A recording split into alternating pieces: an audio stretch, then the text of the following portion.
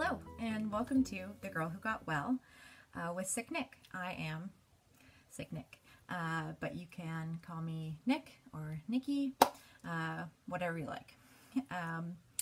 Thank you for watching. I hope you enjoy what will be a video series on health and wellness, and what makes this series different from maybe some of the other videos that you're watching on health and wellness. I have suffered from physical illnesses and mental illnesses, so if you're looking for advice from someone who's been there, then you're looking in the right place, if I do say so myself. Yeah, so I'm Nikki. I have Ehlers-Danlos syndrome, hypermobility type. If you're not familiar with it at all, there are several different types. In fact, there were 9. They were just amalgamated into fewer. So I've got hypermobility type, which, well, we'll get into what all that means later on.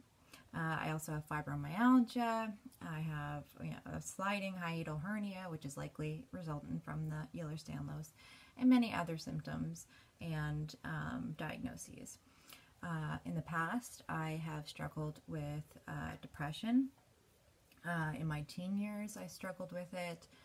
There were periods in university that I struggled with depression. And certainly when I was first diagnosed, and for maybe a year or two after, with the Ehlers-Danlos, the chronic pain, I dealt with depression.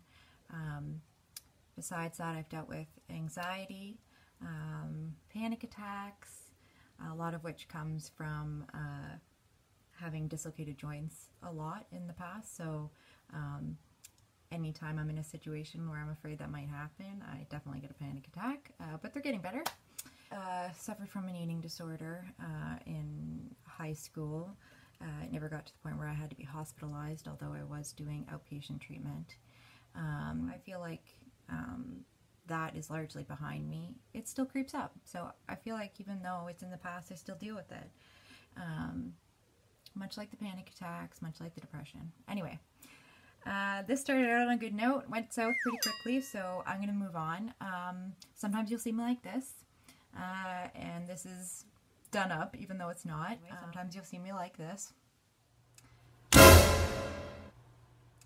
And yeah, that's because I'm in too much pain to get dressed, to get makeup on, sometimes even to clean myself, which really sucks. And I know that I am not the only person out there who deals with that as well, when you don't have enough energy or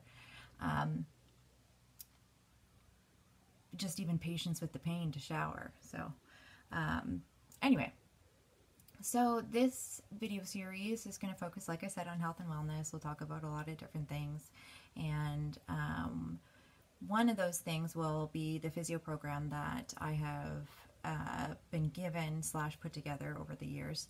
I saw a physio specialist who really changed the course of my illness, and I really want to share that physio with other people because I think it applies to more than just people who are going through Ehlers-Danlos syndrome or fibromyalgia or the like. So I'm going to share those. I'm going to share some of the physio and stretches that I made up myself, and ones that I got from other physio specialists. So, and I will announce which is which, so, you know, if you don't want to follow the ones that I made up, I totally understand.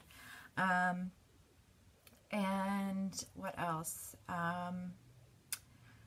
Yeah, I'm going to include some what I initially wanted to call fun facts, but are actually going probably better classified as not so fun facts, because they have to deal with physical and mental illness, stigma, all that. Yeah, so why? Question. Why? Why are you doing this? Why do we care what you have to say?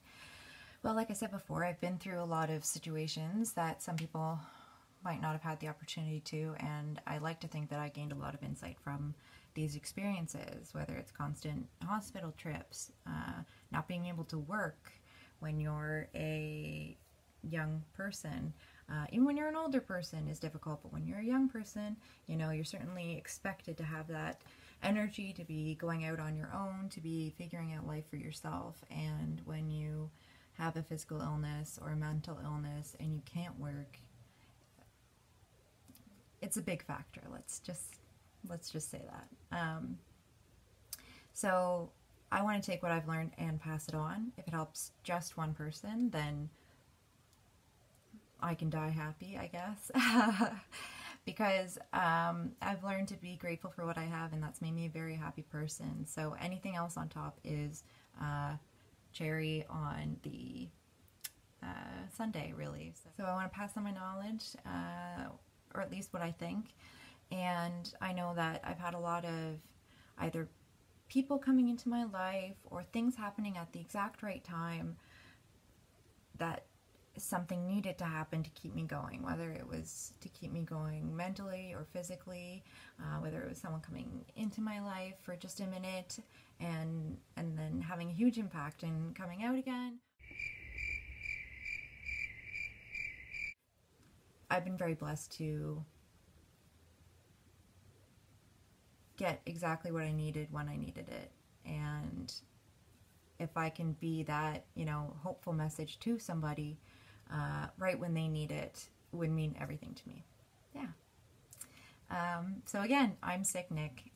Thank you so much for tuning in, and I hope you enjoy this video series. Feel free to comment, DM, whatever you want. My email is there, thegirlwhogotwell@gmail.com.